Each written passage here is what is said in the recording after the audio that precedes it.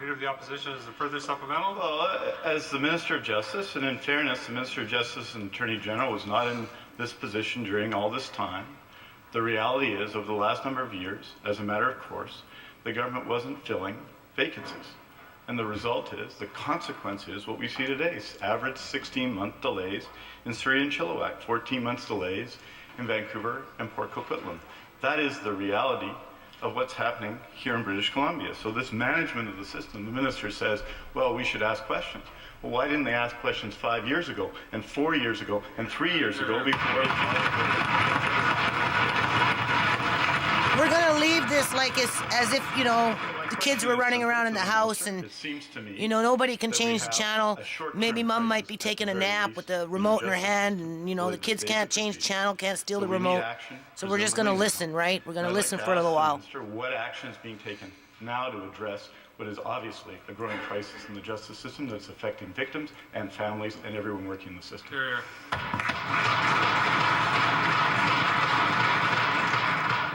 Attorney. Thank you very much, Mr. Speaker. And again, when we look at judicial stays in British Columbia, judicial stays, they account for one-tenth of 1%. Now, every single one of those judicial stays is a concern to this government. In fact, that's why, Mr. Speaker, we continue to add judicial resources. We continue to add additional sheriffs. We continue to add court administrators. And in fact, the recent budget saw over the next 3 years more than $200 million additional dollars. So, Mr. Speaker,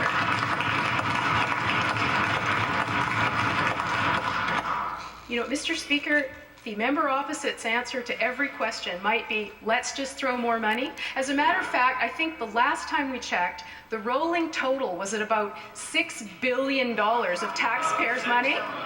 In fact, Mr. Speaker, where is the budget of the member opposite? How many millions of dollars does he want to just throw at the problem without really getting to the heart of the issues in the justice system?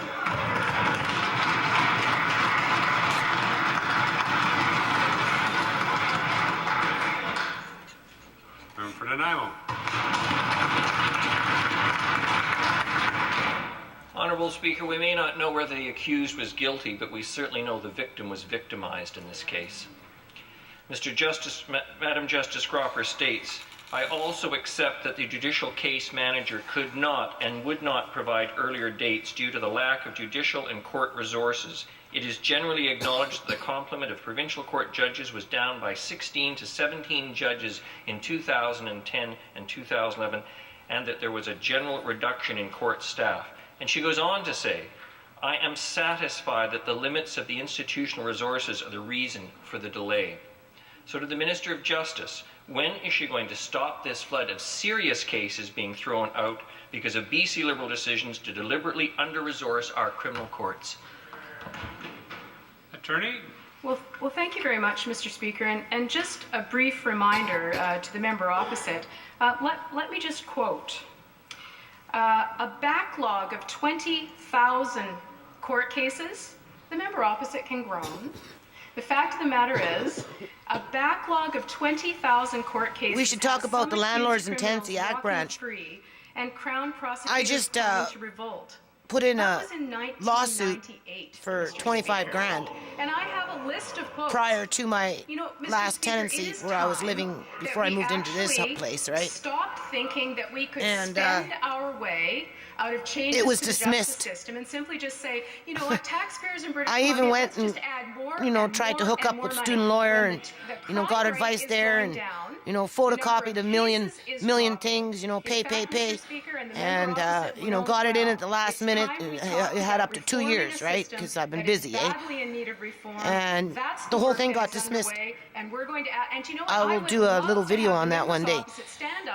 Just because of the way they've got the system set up with the Landlords and Tenancy Act branch, I feel that that's a big, a big hole that's pushing poor people deeper into poverty. And I don't necessarily feel that branch is advocating for the renter as it is for the landlord or property owner. I do, Honourable Speaker. I would like to think that the Minister of Justice and Attorney General would actually like to take some responsibility for the mess that exists today.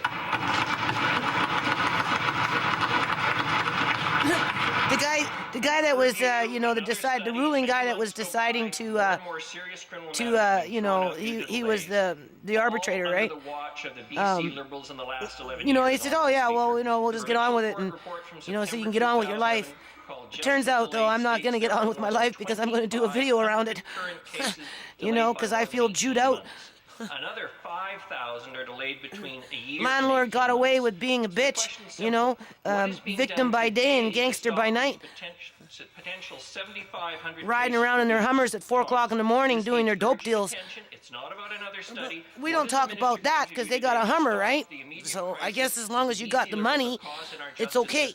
So that more defenseless individuals who lie in the streets won't have to turn to a court system that didn't give them any justice. Attorney. Well, thank you very much. And again, to the member opposite, let's remember that judicial stays in British Columbia account for 1/10 of 1%. And does every one of those matter? Of course they do. But Mr. Speaker, British Columbia is not alone. In fact, recently, many of us heard the report that was provided by economist Don Drummond. And in that report about Ontario's challenges, and boy, the good thing is in British Columbia, we are in a far better position economically because of the foundation that's been set by this government than we are in Ontario.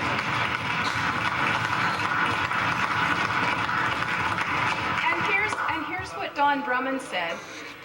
Here's what Don Drummond said about the justice system in Ontario. The report says, the justice sector will need to transform its service delivery and find efficiencies while ensuring public confidence. For far too long, Mr. Speaker, the answer has been, let's just call on taxpayers to put more money into the system. Let's not ask the tough questions about crime rates going down. A lot of poor people, when they're in the system, they're not getting the services that they need, because I seen that, when my daughter was struggling with her drug addiction, and I'd end up at the courthouse. So this is a lot of smoke and mirrors.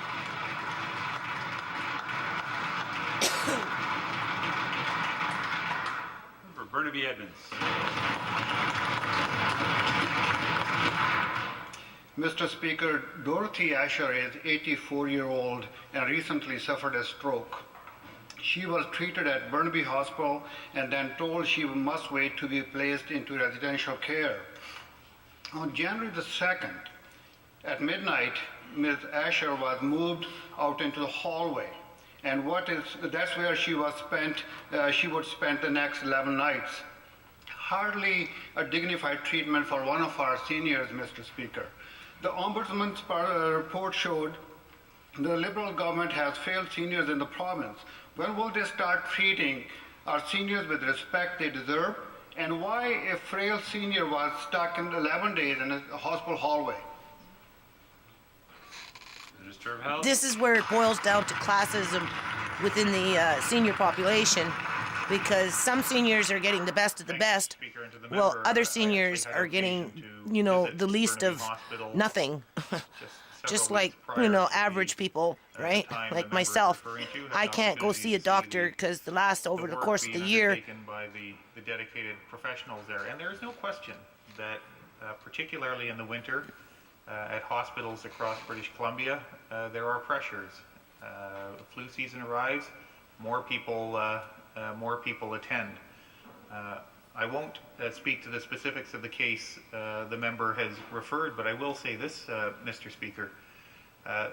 The government has done a tremendous amount in working with health authorities and community partners to provide thousands of additional beds and more options for seniors. Providing they can afford to Mr. pay Speaker, for it. 11 years ago, That's the part that they average don't wait mention. for someone discharged from a hospital was about a year. If they don't It's have now a down to pension 3 plan months, and we're hoping to that drive can it cover even the further. cost So, of those we're care facilities, working hard, we're they working with don't our get in. partners, and the Seniors Action Plan is our commitment to continue to work hard in that regard.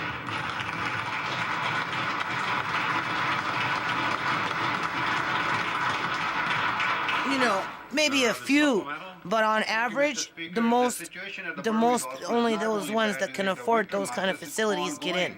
People have to wait and, for hours and hours there. Ms. Asher was in hospital for more than 3 months. The ombudsman It's almost like recommended privatized that healthcare. assessments be complete within 2 weeks.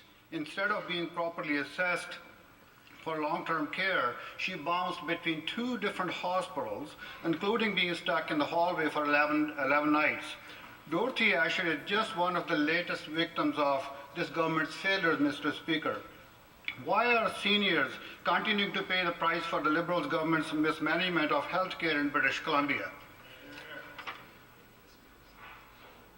Minister? Thanks, Mr. Speaker. Well, I wish the member in endeavoring to make his point would at least acknowledge the unprecedented levels of investment that have taken place in healthcare facilities in his own backyard, in Fraser Health. I mean, must I go through the list?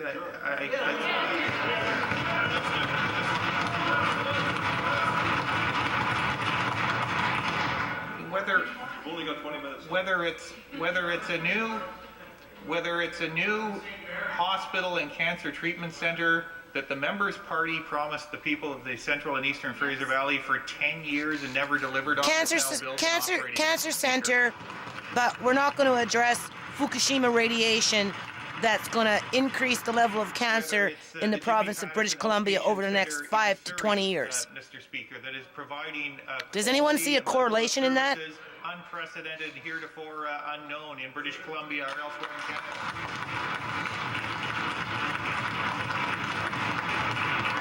Or, Mr. Speaker, the single largest investment in a healthcare facility in the history of the province at Surrey Memorial Hospital.